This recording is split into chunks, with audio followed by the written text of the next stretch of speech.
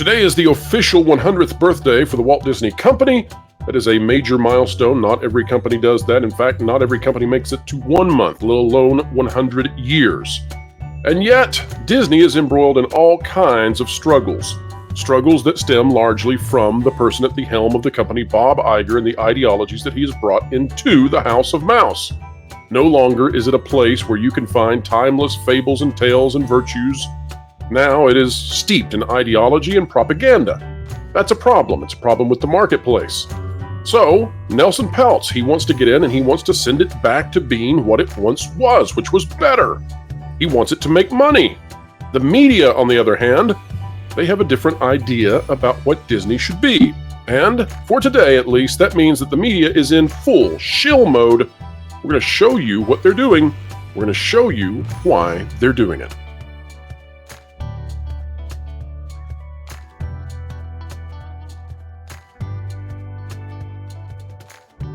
Hello, ladies and gentlemen. Welcome back.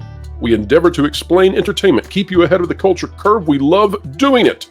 The mainstream can't stand it. They don't understand why we keep at it, but it's because it's meaningful. Because it's meaning something to you and to us and to everybody else. Jonas, you mean a lot here on the channel, and we're glad you're back.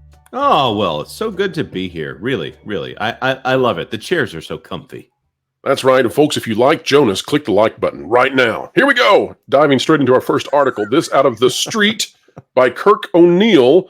This one is egregiously bad. Now, no, it did not come out today. It came out on the 11th. We've been sitting on this just ready for when we got an opportunity to talk about it. This is bad. Universal gets something huge that DeSantis took away from Disney. We don't do politics here, folks. If you've been watching the channel, you know we don't do politics, but by golly, we don't do lies either, and this is bad. So here we go. Disney's battle against Florida Governor Ron DeSantis, already incorrectly framed, just got a little more interesting after the theme park operator's rival, Universal Orlando Resort, was awarded a special benefit that was taken away from Disney. No. Oh, no, this is so bad. One more paragraph, Jonas, and then let's just chew it up, because this is full of complete and utter mistruths. This is utterly false all the way from top to bottom. In fact, this gets an award from us. This is the worst article I've read since the channel was formed. Here we go. The Disney DeSantis conflict. This is actually, by the way, folks, to frame this correctly, Disney versus Florida voters, not DeSantis. Began when DeSantis, okay, so again, we're going to frame this. DeSantis is the one who started it. Declared a woke war against the Walt Disney Company after former CEO Bob on March 9th spoke out against the governor's parental rights and education law, and then they give one side's propagandistic title, but they don't give the other side's, which rhymes with brooms. The Florida law prohibits teachers from instructing or discussing orientation or identity issues in schools in grades kindergarten through third grade. That also is incorrect. What it does is it forbids it from being a part of official curriculum as brought forth by the state. So the state cannot sponsor curriculum that deals with this. All right. And by the way, that's traditional, non-traditional, and anything and everything in between and far beyond. Jonas, before we go any farther, did Disney have something that was taken away from them, and did Universal get that same thing back? No, and okay. No. Walk us through. What Disney had was something that they legally could not have. We're talking about the Reedy Creek Improvement District, which was formed in order to facilitate the building of the Walt Disney Company. The building of Walt Disney World Resort, and also Epcot, a city, not Epcot, a theme park. And Disney held on to that, even though they decided not to build a city. They had ridiculous benefits in there, including the power of eminent domain, meaning they could steal the property of other people without their willingness, and also that they could reimburse them for whatever they felt was their price, or they could build. I like to joke, a nuclear airport. They could build either a nuclear power plant or an airport on their property. Universal Studios, I'm just going to say, is not getting any of that. Well, let's explain all of this in terms of what this is. We're talking about local governments. And in the case of the Walt Disney World Resort and Reedy Creek Improvement District, the Reedy Creek Improvement District was a local government that the state of Florida initiated about 1967. They did so because this was supposed to contain inside of this Reedy Creek Improvement District cities. And it was supposed to have populations, either temporary, permanent, or what have you, but populations. Those populations would make these cities functional. Thus, it needed a local government. Well, what Disney did after the passing of Walt Disney, what Disney decided to do was, we're going to control these cities that have been granted within our borders of our properties. We are going to utterly control them. We're going to control them to such a degree that we are going to have 2 cul-de-sacs that will contain modular homes, and we're going to pick who lives in these modular homes. And then by having these cul-de-sacs, one cul-de-sac is one city, one cul-de-sac is the other city. Now, remember, folks, this is ludicrous, right? This would never fly anywhere, period. But this is what Disney did. They said, we're going to have this cul-de-sac be a city, and we're going to have this cul-de-sac be a city. This is not what the state of Florida intended, but this is what we're going to do with the powers that were granted, because we control these cities. And then we're going to select who gets to live in the cities, quote unquote cities. And then they're going to vote exactly the way we always want. And thus, we will have governmental power. We're not supposed to have government power. We're a corporation. But we're going to have government power by utterly controlling 2 cities, which then these 2 cities control this special district. Right. So they set up a residential district and then controlled 100% all of the residents of that district. Exactly. And kept it minuscule. These are not real cities. Now, what Universal Studios was granted rightly is not a residential district. So this article is bumpkiss from top to bottom. It's not been granted a residential district. It's been granted a commercial district. Totally different. Disney did not lose a district because Disney never owned a district. Disney just thought they owned a district by power of mafia-esque mouse control. And so Disney had their fraudulent system revoked, and the state came in and said, okay, we've looked the other way for so long. Now you're actually inserting yourself into bedroom issues in our state. That's enough of you. So we're going to look at you now. And now that there's sunlight on you, we see what this is. And we're going to put in place a new district, which will actually govern this. And it will be governed by elected individuals who are not under the control of a corporation. Fair, Jonas? Yeah, absolutely fair. And of course, we always point out that law that was passed affected 5 or 6 districts in the state of Florida, not just Disney. And it was passed by the Florida State Legislature, who were all elected by the citizens of Florida. Now, this article says the House of Mouse may have obtained some ammunition in its battle against DeSantis, as the theme park operator's rival Comcast Resort was just awarded a special taxing district by Florida County Governing Board. But again, folks, it's conflation on so many levels. Universal does not have what Reedy Creek ever was, and Universal, because it's a company, cannot own a special district, and neither could Disney. Universal Studios, because of how big Epic Universe is, because of the hotels, because of all this, they have rightly been given a special commercial taxing district. That's it. That's all. But this article is so bad and Kirk O'Neill, not a young person. Kirk O'Neill should have some sense. A bachelor's degree in government journalism from Sacramento State University. Clearly not in Florida. Doesn't understand it whatsoever at all. Period. Zero. None. Nada. And that's why this article wins the award for the worst thing we have seen all year, because it is so stupidly written at best and deceptive at worst. Just poor play here. Yeah. Now, to just point out what Universal is on the hook for here, Universal is helping them build a station for the train a train stop, Bright Line. And it's not their train stop. It is a train stop that is shared by several other businesses in that area. That's an excellent point. And there are other entities that are involved in that district as well. So Universal wants it to happen, but Universal is not the only company benefiting and not the only company represented on that board. Correct. There are multiple parties in this. So again, I mean, that's at least 3 fundamental, tremendous errors in the article. But this is the era for shilling, and we're going to explain why in just a moment. Before we go to the conclusion, though, folks, let's guide you through yet another shill article that's come out. This out of CBR.com by Lee Freitag. Kevin Feige plans to reboot the MCU with Secret Wars. Author Joanna Robinson reveals that she has a quote from Marvel Studios boss Kevin Feige implying that the MCU will be rebooted with Secret Wars. Now, folks, we encourage you to go read this article, but Jonas, walk us through, who is Joanna Robinson and how would she know this? Joanna Robinson, is an author who works for The Ringer most of the time, but she's written this book, MCU: The Reign of Marvel Studios. I'm reading it right now. It's a very interesting book. It's very skewed towards Kevin Feige and his journey. It makes me think that there's been a lot of access granted by Marvel Studios.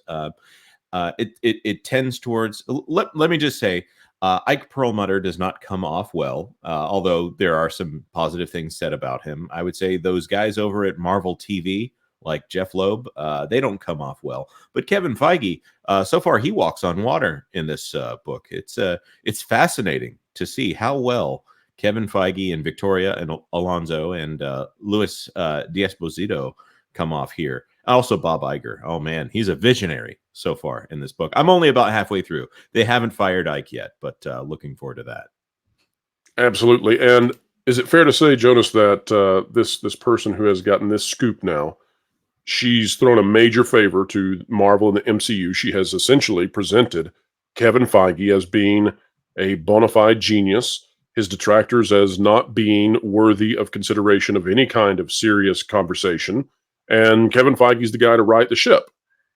Oh, absolutely. There is no other answer so far. Now, she could turn in the last half. There could be a Hamilton moment here where, she loses her mind, and we have our Reynolds. He loses his mind and has this Reynolds pamphlets moment here. But I'm thinking it's going to stay pretty consistent on this very pro Marvel. Wow, look at what they've done. Wasn't Quantumania a success? Which, by the way, that's in the book. Quantumania considered a success. Yes, well, and that's because these people are detached from reality, or worse, they're not detached from reality. They just understand that narrative is power, and he who or she who controls the narrative controls the way that this is all reported and influences the money and all of that. Now, I'm here to tell you that I think that the quality and the merit of a product ultimately wins out, and trying to control the narrative surrounding failures is just a recipe for an even greater failure, right? That's the cover-up that undoes you even more than if you just admitted failure and made a modification. And so, but it is funny to me, Jonas, that we're at a point now where Marvel has it has failed tremendously. The only success it's had this year came from its now competitor, James Gunn, and the MCU is facing the worst box office loss ever. We're talking about the Marvels coming in with something like 57% less ticket sales than The Incredible Hulk from 2008, which was previously the worst Marvel movie and was a laughing stock. Killed the Hulk, killed the whole idea before we went with Tony Stark and all that. And the Marvel's going to come in 57% below that in terms of ticket sales. And then all of a sudden, as we're going into this colossal, unimaginable failure, and Ant-Man Quantumania, as you rightly point out, same year, same kind of level of failure, but even worse now for the Marvels. At the same time that's happening, there's this woman who gets this access book, and it shills for Kevin Feige, it shills for the MCU, and all of a sudden she's got this big scoop that everything's going to be fixed. And it comes out about 2 or 3 weeks before the Marvels hits, and so it's like they're prefacing this. They're going ahead and they're reframing it. Yes, the Marvels may be terrible, but it's not because of women. It's not because of female superheroes who are made in the mold of men. It's not any of the MCU stuff, and it's not Kevin Feige. This is somehow the fault of people like Perlmutter. This is somehow the fault of people like Peltz, even though that they're not connected to what is actually happening right now. Right. This is the fault of toxic fans who have a problem. And a small number of toxic fans that obviously represent the entire market, right? That's one of those narratives they always like to put forward, that it's only a small number of people. By the way, apparently everyone listens to those people. Doesn't quite work for me. All right, let's take a look at another shill article, in my opinion, today. This out of Time. Again, releasing today on Disney's 100th anniversary. And we're here to say that's an amazing milestone for the majority of Disney's history. I think they produced undeniably fantastic, culture-defining content. The kind of content that made the world at large a better place. Now, much of that content is labeled as offensive and derogatory by the company itself on its streaming platform, but we're not supposed to notice that today because today's a kumbaya moment. Here's what the article says about Iger, though. And this is just a giant, recap of what the company's been through. It is largely just gleamingly positive. Here's what it says about Iger. And this dynamic has continued to bolster Disney. In the nearly 2 decades that Robert Iger has run the company, the power and influence of stories has been undeniable. Under his leadership, Disney has purchased and developed some of the most popular and profitable media franchises of all time through the acquisitions of Pixar, Marvel Entertainment, Lucasfilm, which, by the way, is not profitable and has been a failure, and 21st Century Fox, which, by the way, has not been profitable and thus far has been a failure. Upon his surprising return to the company in 2022, Iger noted, "I fundamentally believe that storytelling is what fuels this company, and it belongs at the center of how we organize our business. As the Walt Disney Company enters its second century, a good deal of uncertainty lies ahead. The harsh economic realities of the streaming business have provoked substantial cost-cutting, and rumors have even circulated about selling off parts of the company. On October 9th, the members of the WGA formally agreed to a new deal with the AMPTP, ending a 5-month strike, but no such deal has been reached with the Actors Union. Although Disney and other studios are currently tightening their belts to navigate the myriad uncertainties of the contemporary media landscape, thousands of actors struggle to make ends meet.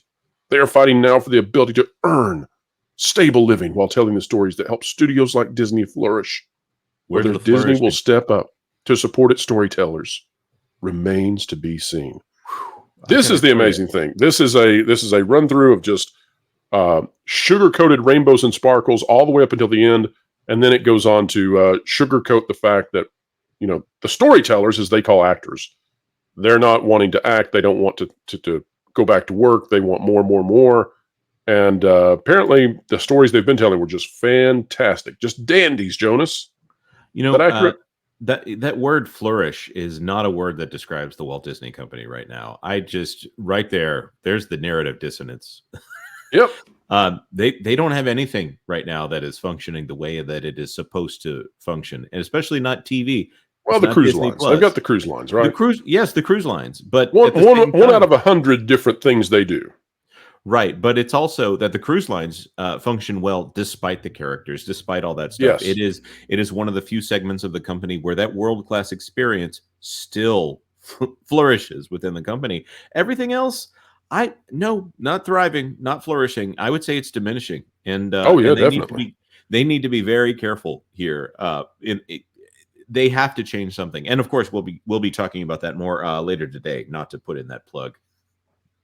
Well, let's say this, lest people say that we are treacherous and villainous for raining on the parade of Disney on their 100th celebration. And, I celebrate the vast majority of the years that Disney has been in existence, but lest people say so. We're not trying to destroy this company, and we never are. We're trying to save the company. We're trying to point this company in the direction that made it go 100 years, and they have jettisoned that in the last few years. And in doing so, they have reduced the total value of the company, something like 60% in 2 years. Right. Folks, right.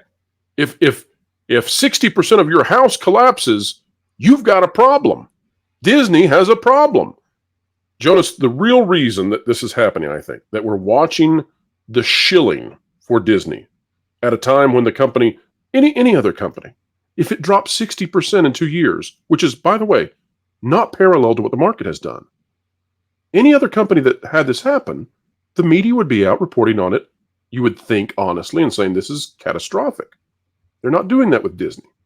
And I think the reason is because ideologically, they are united with what Disney has been doing, which has resulted in this reduction in the value of the company. So they can't admit that that has been the impetus for the failure.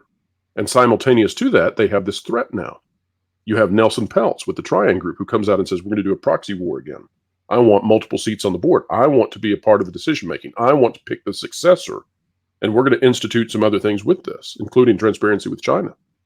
And I think that because he is connected to figures on the right, the political right, because he's connected to political persons on the right, I think that the media cannot say what we all are watching, which is that the market increased. Disney jumped like 6 or 7% just by virtue of the fact that he's willing to take on Iger again. The market is saying one thing. The media is saying the opposite. I think your analysis is spot on because they're also in the middle of a union negotiation, and therefore they have to say that the company is doing well in order for the negotiation narrative to to flourish. Man, there's a word that's living in my brain right now. In order for that negotiation narrative to flourish, which is you are making so much money that you need to share it with us, you first have to have that foundational aspect of the company is doing well. The company is not doing well. There's nothing to share at the moment. All of those profits are going into the toilet right now. Those movies are not making money. Disney Plus is losing subscribers. If Disney Plus was doing well, they wouldn't have written down $1.5 billion worth of content, or was it $2 billion worth of content, in order to go for the tax rebate rather than the subscribers they might have gotten from all of that content. Disney is the wrong tree to bark up if you're saying, you guys have so much money, why don't you share it? Disney is flailing, they're drowning, and they need a life preserver, not you going, hey, could you give me a boost right now? I want to praise the Walt Disney Company on 95 years of excellence right now. Yes. That's where I think they're at. They go back about 5 years, still doing all right. And we'd like for them to succeed, but the way they succeed is what they did for those 95 years, maybe 97 years. I don't know, but what they've been doing as of late, under the guidance of Bob Iger, has not worked, and it needs to stop, lest this company be driven down. I also want to say, Jonas, that we are watching the real world events that are taking place, and we're not ignorant of those. We're not in a vacuum covering entertainment every day and totally isolated, inoculated to what's going on out there. We're cognizant that Disney is celebrating 100 years, and that that's a happy thing for them. And at the same time, the world is on the precipice, perhaps, of historic situations, and the kind of historic situations that people remember in textbooks, but they don't want to live through.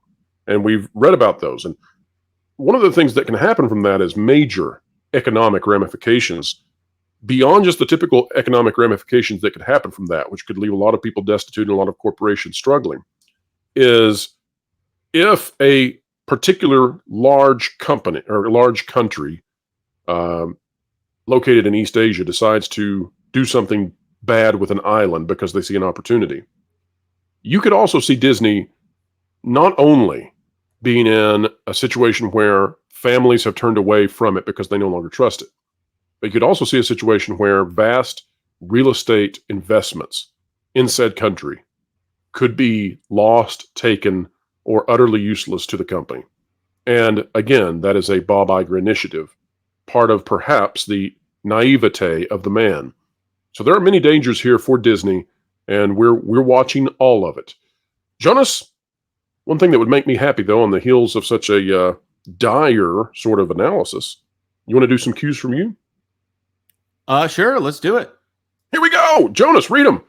All right, Peltz gaining a stronger portion of the Disney stock is obviously the big news right now. Is there a reality in which Iger sees his role changed?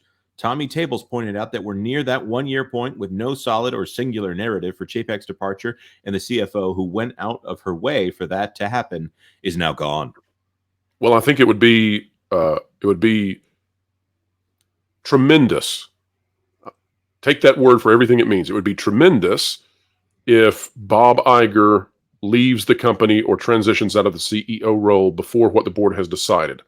So as of right now, I don't think that's a high likelihood because the company, they need stability, but he may be to some degree neutered, made less powerful. He may be a lame duck if the Peltz crew gets on. And I think Peltz gets at least 2 seats. He might get 3.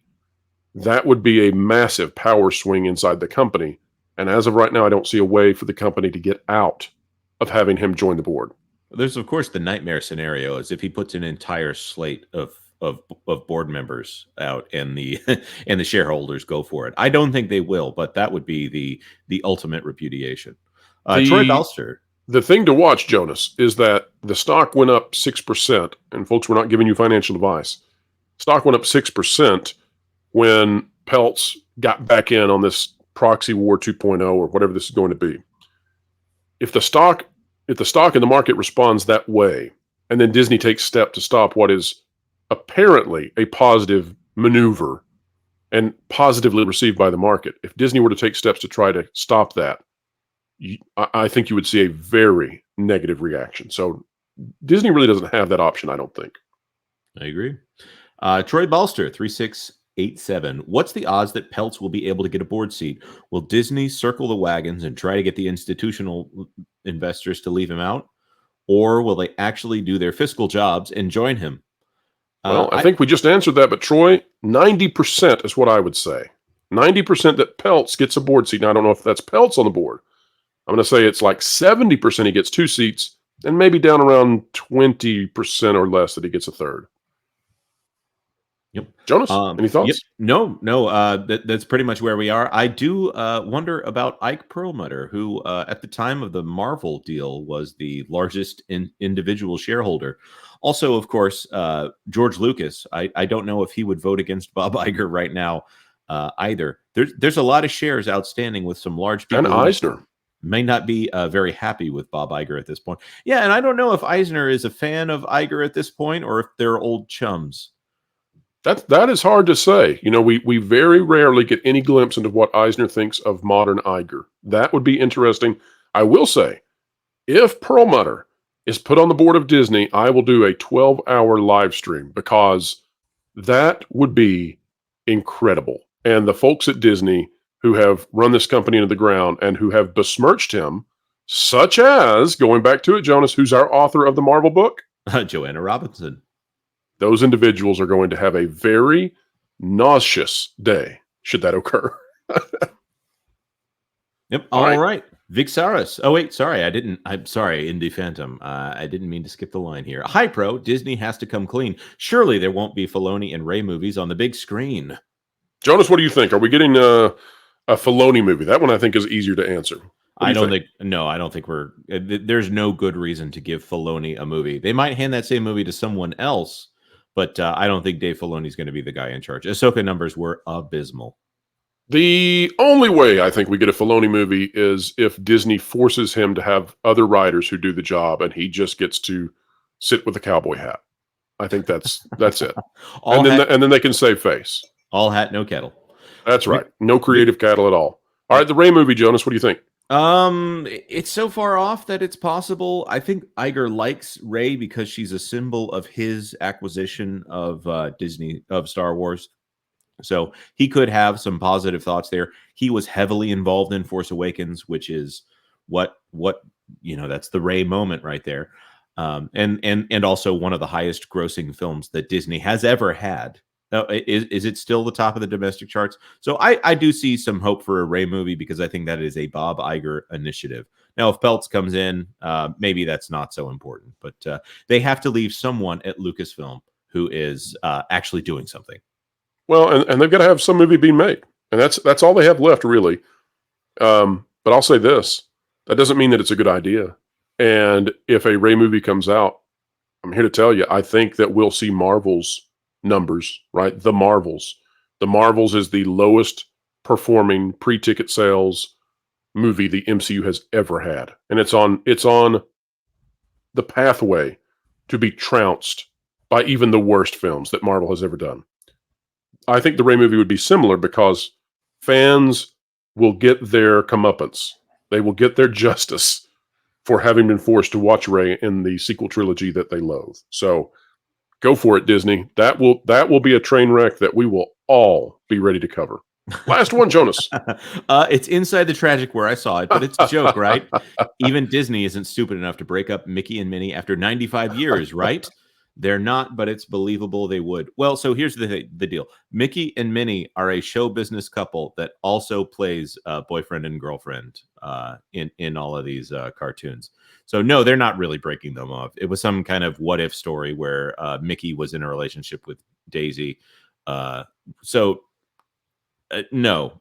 And almost any Inside the Magic, Inside the Tragic headline that you see that's like that, assume it's incorrect. Assume that they're just trying to get you to click the article, and you're probably going to be right 99.99999% of the time.